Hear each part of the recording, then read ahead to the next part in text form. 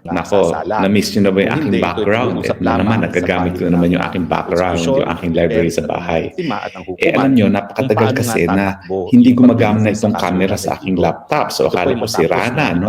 Pero ngayon, sabi ko, subukan ko nga kung gumagana ulit. So, ngayon gumana. Kaya, nandito na naman ako sa laptop. Ibig sabihin, miski meron tumawag sa telepono, tuloy-tuloy ang ating Spokes Hour at hindi mapuputol. Well, anyway, ano pag-usapan po natin ngayon? Well, importante po na laman ng balita ngayon, yung pagsasampa ng isang impeachment complaint laban kay Marcos Jr. Well, kung ako tatanungin nyo, talagang matagal lang dapat nakasampang impeachment complaint dahil matagal talagang dapat matanggal sa opisina itong Marcos Jr. No? Unang-una, nandyan yung betrayal of public trust kasi nga lumalabas ang ayon sa testimonya mismo ni Senator Amy Marcos, sarili niyang kapatid, na talagang lumalabag sa batas itong si Marcos Jr. dahil siya po ay gumagamit ng pinagbabawal na droga. At siyempre, betrayal of public trust din, ayaw niyang pasinungalingan sa pamamagitan ng pagkuha ng hair follicle test.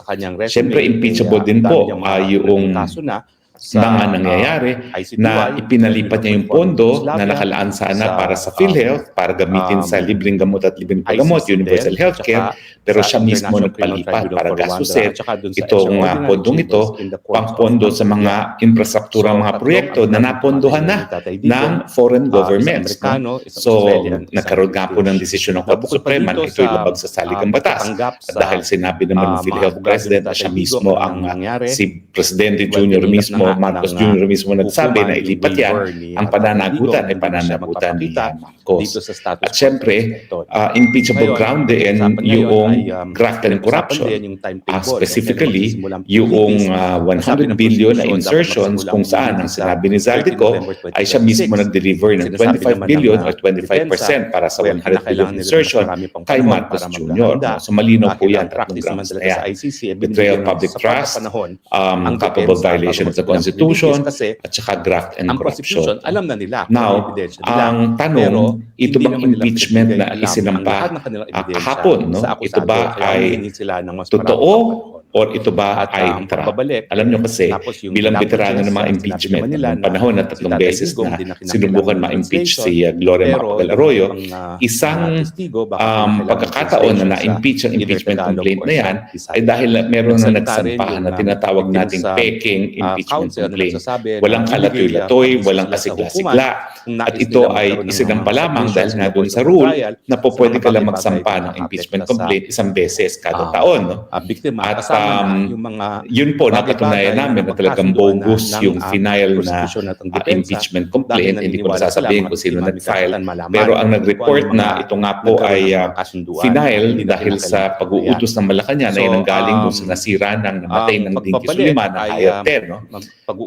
Hindi naman kami masyado nag-away niyang si Dinky Suliman. Kaya lang, alam mo, ang tingin ko naman dyan sa Hayate ay mga oportunista. No? Talagang sinuportahan si Gloria Macapagal Arroyo tapos bumalik kami naman, ni minsan din namin sinuportahan si Gloria Macapagal Arroyo noong mga panahon na yun. Siyempre, iba naman ang usapin ngayon, pagkamat nalalaman natin na tahimik pa rin si Gloria Macapagal Arroyo laban kay Marcos Jr. Naintindihan ko naman dahil ang anak niya ay nanilbihang ambasador at hindi na siya po pwedeng bumirada laban kay Marcos Jr. habang ambasador yung anak. Pero tignan natin, no? Ito bang isinampang complaint lamang kay Marcos Jr. Ito ba ay tunay na complaint o ito ba ay talagang pamamaraan lamang para mabigo ang isang tunay na impeachment? Well, tignan natin ang grounds. Kita nyo ha, sinabi ko na sa inyo kung ano yung mga grounds na sa tingin ko ay dahilan para ma-impeach si Marcos Jr.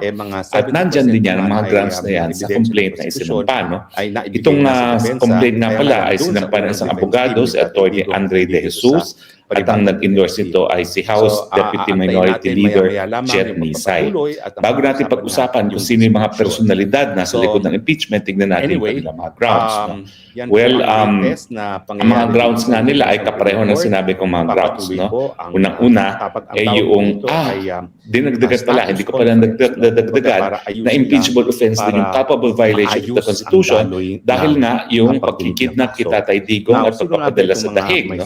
Ito ay hindi lang culpable violation of the Constitution kasi ito'y linalabag ang ating soberenya at jurisdiction ng ating lokal na hukuman dahil nga po ibinigay natin ang pagkatao ni Tatay Digong sa ICC sa panahon na hindi na tayo miyembro ng ICC. No? Ito ay talagang lantarang paglabag sa soberenya ng ating bayan.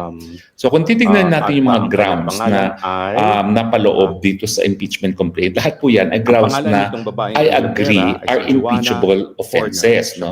Yung pagkikidnap kay Tatay Digong, yan po ang pinakamalakas na ground kasi sasabihin po ni Zaldico sa impeachment court na talagang it was the president, si Marcos Jr. mismo ang nasa likod at siya ang nagdidirect ng mga pangyayari sa Villamor yung mga panahon na yun at siyang nag-order, isakay nyo na yan sa aeroplano kahit anong mangyari.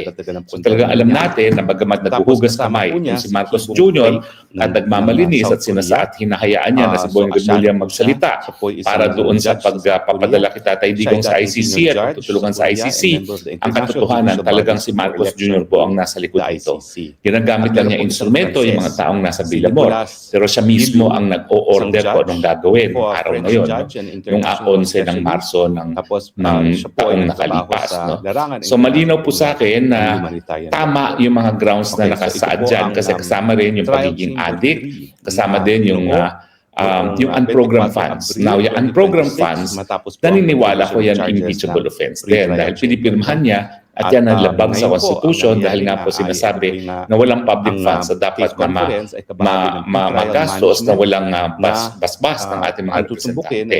At kapag meron kang unprogrammed funds, ang ibig sabihin yan, ang magdedesisyon kung itong mga proyekto ito ay mapagagastusan gamit ang gabay ng taong bayan ay ang presidente lamang, hindi ang Kongreso. So this is actually spending of public funds na hindi dumadaan sa sangay ng gobyerno na may kapangyarihan na magdesisyon kung paano gagastusin ang pondo ng bayan at yan nga po ay ang Kongreso. So naniniwala po ko na lahat ng mga grounds na ginagamit ng complaint for impeachment ay valid. Yung pagkakakit ng Tatay Digong, culpable violation of our Constitution dahil ang pagkikidnap at pagpapadala sa isang hukuma na wala ng jurisdiksyon ay labag sa ating soberenya at bukod pa dyan ay yan po ay paglabag sa karapatang pantao at alam naman natin ang paglabag sa batas. Ang karapatang pantao po ay batas, no? Ay isang impeachable offense din, no? Kung hindi man culpable violation of the Constitution, then betrayal of public trust. Betrayal of public trust din yung nangyaring paggagamit nga niya ng pinagbabawal na droga. Bakit? Kasi nga po bilang presidente, siya ang tagapagpatupad ng batas. And yet, mukhang siya pang nangunguna sa paglabag sa batas dahil siya mismo ay gumagamit ng droga. At syempre, kinukonsinti niya ang paggamit ng ibang tao ng droga dahil siya naman po ay palaging nag-secession, hindi naman po siya nag-iisa. At kung paniniwalaan natin nung Dean Chase, maraming pagkakataon na nag-secession sila na ginagamit ang pondo ng bayan dahil sila ay nagpupunta ng ibang bansa. Bayad ni Juan de la Cruz, lagay nung di umano ay pagpunta sa San Francisco, mga panahon na yun para mag-attend ng APEC, pero kumuha pa ng bayaran para hindi lang para magkaroon ng isang drug session, kundi para magkaroon pa ng group sex na mukhang naging orgy. Well, yan po ay kung totoo yung sinasabi ni Dean Chase, pero meron naman siya mga videos at saka meron audio clips na sa tingin ko ay mahirap mapeke. So mukhang betrayal of public trust talaga yung paggamit ng droga at saka yung paggamit ng droga dun sa konteksto ng video na pinakita ni Dean Chase na ginagamit ang pondo ng bayan dahil bakit pa sila nakarating na Amerika ng mga panahon na yun? Dahil nga sa APEC, ang binayaran natin at saan sila kumuha ng $57,000 na pinambayad dun sa sex professional na lalaki na tinatawag ng Mr. Tubig.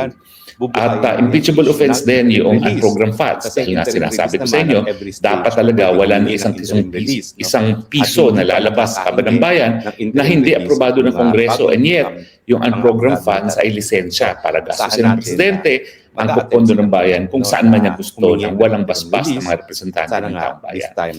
So sa tingin ko, so far so good, no? At iba pang so yun yung mga tatlong basihan na ginagawa ng complainant. Ang problema ay sino ba itong mga nagsampa ng mga kasong ito? Well, unang-una po, yung nagsampa mismo, si Attorney Andre De Jesus, ay kilala na dahil siya pa lang nagdepensa, siya yung naglitis para kay First Lady Lisa Araneta Marcos sa isang disbarment complaint laban dun sa kapwa-abogado natin na nagsabi na nasa likod ng dayaan ng Smartmatic si Lisa Araneta Marcos. So dinimanda ni Lisa itong abogadong ito at lumalabas na ang abogadong ito, ang abogado ni Lisa Araneta ay si Andre De Jesus. So ang tanong nga is baka may issue pa nga ng conflict of interest kasi mga abogado bawal magdemanda kapag naging kliyente na. True, ang kliyente niya dito sa kanyang libel case at saka sa disbarment case ay si Lisa Araneta Marcos, pero hindi naman natin mapakailang relasyon ni Lisa sa Marcos Jr. na subject na impeachment. So, bukod sa posibleng conflict of interest, ang tanong, bakit naman ang abogado ni Lisa Araneta Marcos at hindi naman niya kumuha ng abogado na hindi malapit sa kanya? Karamihan ng mga abogado niya ay mga naging law partners niya o kaya law associates sa kanyang law office. Bakit naman magsasampa ng ganyang impeachment complaint ang isang abogado ni Lisa Araneta Marcos kung ito ay mag-genuine at honest to goodness na complaint. Ang pangalawa pa ay sino ba yung nag-endorso? Hindi ko po kilalang personal ito, pero ang nag-endorso po ay isang party list representative, pusong Pinoy, House Deputy Minority Leader Jet Nisay na naintindihan ko po ay galing nga sa hanay na party list na pag-aari ng mga Garcia doon sa aking probinsya ng Bataan. Kaya nga po sabi ng tiyo ko, kanang mag-ambisyon na mag-party list uli dahil dito sa Bataan, yan ang sinusulong ng mga Garcia.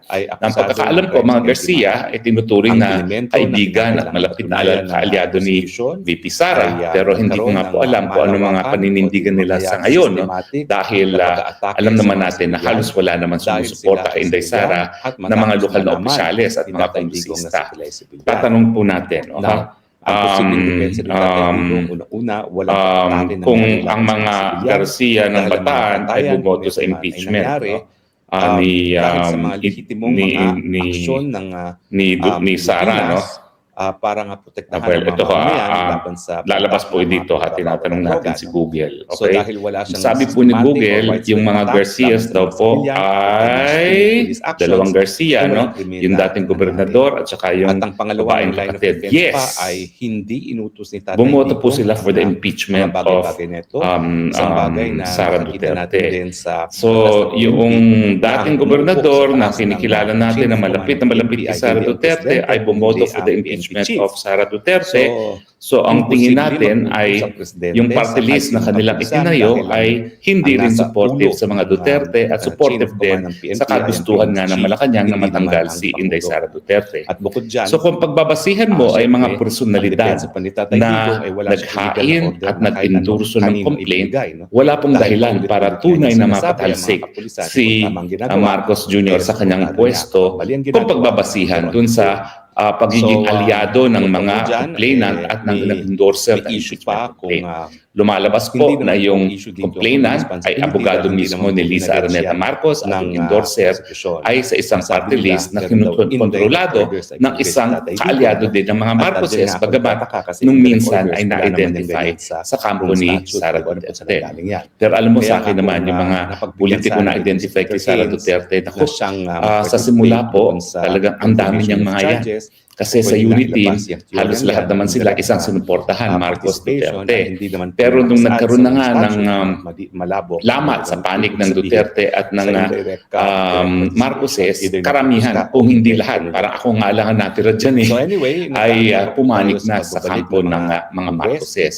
So sa tingin ko, yung complainant at endorser ay walang interes na mapatalsik si Marcos Jr. sa kanyang pwesto. So sa tingin ko, ang mangyayari po ay History Part 2. Dahil alam nila na sapat-sapat na ang basihan para mapatalsik si Marcos Jr. sa pamamagitan ng impeachment dahil ito naman ay talagang legal na pamamaraan para mapatanggal ang isang presidente sa kanyang opisina, baka minabuti na ng Malacanang magsampa ng isang spurious na complaint bagamat valid ang mga cause of action para lamang magkaroon ng dahilan ang kontrolado nilang mababang kapulungan na ibasura And from the moment of referral until 1 year from the date of referral, hindi na po pwedeng masampahan si Marcos Jr. na impeachment complaint. So kung ngayon po ay Enero, ibig sabihin kapag yan po ay na-dismiss na, the next impeachment complaint cannot be filed until January of 2025. At siguro iniisip nila pagdating ng January 2025 tuloy, 2027. Pagdating ng January 2027, panahon na ng eleksyon. So hindi na matatanggal sa pwesto si Marcos Jr. at masisigurado sila na si Marcos Jr. ang nakaupo pag nagkaroon ng eleksyon ng 2028. So, Ano ba ho sabi ng aking informante? At ito po ay ginagamit ng aking mga kalaban para baluktutin ang aking mga sinasabi. Ang sinabi po ng aking very well-placed informante, A1, na hindi po pwedeng magkamali, wala po talagang intensyon na bumaba sa pwesto ang mga Marcoses. Yan po yung konteksto na sinasabi ko na habang nandyan ang mga Marcoses, hindi nila papayagan na manalo si Inday Sara Duterte sa eleksyon. Unang-una, paano ba nila masisiguro na hindi mananalo si Inday Sara sa eleksyon? Sa pamamagitan ng dahilan kung bakit making it impossible for Inday Sara to run for public office. Okay? Paano naman nila, hindi na nila kinakailangan talunin ng isang kandidato na hindi makakatakbo at paano ang plano nila? Well, ang sabi po ng informante ko, pinangakuan daw ni Ombudsman na Boying Remulla, ang mag-asawang Marcos, na kung siya talagang ombudsman, sisiguraduhin niya na makukulong si Inday Sara Duterte at hindi na makakatakbo. Well, sa mga nagsasabi na imposible naman yan dahil sa popularidad ni Inday Sara, huwag natin kakalimutan si Tatay Digong, ang approval rating nung siya umalis sa opisina ay 80%. And yet, despite his 80% approval rating nung siya umalis noong 2022, anong nangyayari kay Tatay Digong? Pinakidnap noong 2025 at ngayon po ay nakakulong si Tatay Digong sa dahig. Yan po ang kapalaran ng pinakamahal na presidente sa kasaysayan ng Pilipinas, plus 18 approval rating. Si Inday Sara po ngayon, halos plus 60 ang approval rating, and yet tignan ninyo ang plano nila nung nangako nagtalaga ng isang ombudsman para masiguradong hindi mapatakbo si Inday Sara Duterte. Now, pero siyempre meron naman tayong independenteng hukuman. At nasabi ko na sa inyo na ang desisyon ng ating Korte Suprema hindi po pwedeng matanggal sa pamamagitan ng pagsasampa ng kasong kriminal ang isang impeachable officer kung ang parusa sa kanya ay yung pagkakaalis sa kanyang pwesto.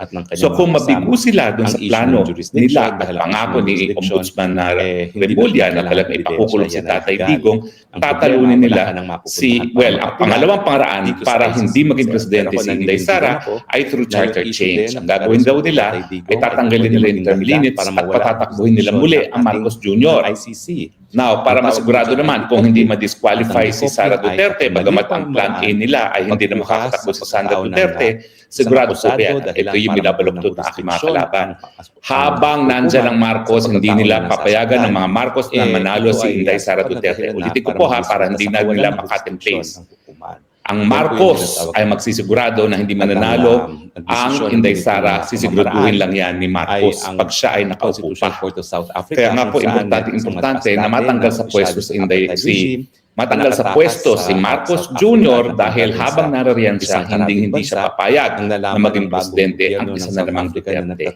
Parang yung mga sinasabi ni Ontiveros at saka ni Ontiveros at saka yung kanyang kinikilalang naging partner na takin mo sabi daw ng mga ambassadors ay kapag Duterte bumalik maging field state tayo. Ako hindi po pwede yan dahil approval rating din Tatay Digong nung umalis sa pwesto ay plus 80%. Walang ganyang kataas pong kahit sino na nagkaroon ng approval rating nung sila umalis sa opisina. Si Noynoy Aquino na minamahal ng mga dilawan, 40% lang po ang approval rating nang siya umalis kasi nga anong nangyari? Ang tingin ng marami, nagnoy-noying lang. Walang ginawang mabuti para sa bansa, noy-noying lang. Kaya naman kalahati lang ang approval rating ni Noynoy kung siya umalis sa opisina kung kukumpira sa approval rating ni Tatay Digong. At naniniwala so yan po ang mga senaryo.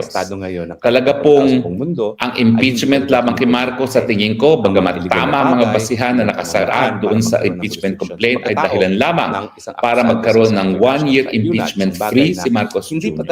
At kapag ito'y na-dismiss na itong taon nito, ang susunod na pagkakataon na po pwedeng paalisin si Marcos Jr. sa pamamagitan ng impeachment ay January na of 2027 na halos eleksyon na. At by that time, naku, talagang ang focus ng tao ay naka-eleksyon. Pero wag po kayong pagpapalitis. wag po kayong kampante kasi ang plano nila talagang hindi magiging presidente si Inday Sara Duterte. Paano? By making sure na hindi siya makakatakbo sa pamamagitan ng isang kaso na dahilan para siya matanggal sa kanyang pwesto. At kaya nga po, bagamat ang naunang impeachment na hiain ay laban kay Marcos Jr., sigurado po ako na pag dumating na po ang Pebrero at na-lift na yung 1-year ban, magsasampa na naman sila ng panibagong kaso. Sigurado po yan papasa sa mababang kapulungan. Hindi po ako naniniwala na mas marami nang hindi susuporta dyan dahil ang kinakailangan lang naman po ay hindi naman po absolute majority. Okay? Hindi naman po kinakailangan ng absolute majority, no, na para maisulong ang impeachment complaint, no. Tingin ko hindi bababa sa 80% na naman ng mga kongresista ang pipirma dahil naipasa na naman ang maanumalyang budget para sa 2026 na gagamitin pambili na naman ng boto. Ang tanong ay kung meron bang sapat na numero sa Senado. Pero kung nakikita nyo nangyayari, binanatan si Cheese, binanatan si Villanueva, binanatan si Estrada, ang mensahe nila. At ngayon po, babanatan si Loren Legarda. Dalawang bagay. At ang tingin ko, ang mensahe nila, hindi man namin maubos ang numero ng mga susuporta kay Inday Sara sa impeachment, binabalaan yung iba na kapag hindi sumuporta laban kay Inday Sara, baka banatan din sila na nakaupong presidente. Alam niyo naman, napakamakapangyarihan ng isang nakaupong presidente. Pero ang mensahe ko, huwag tayo mawalan ng pag-asa.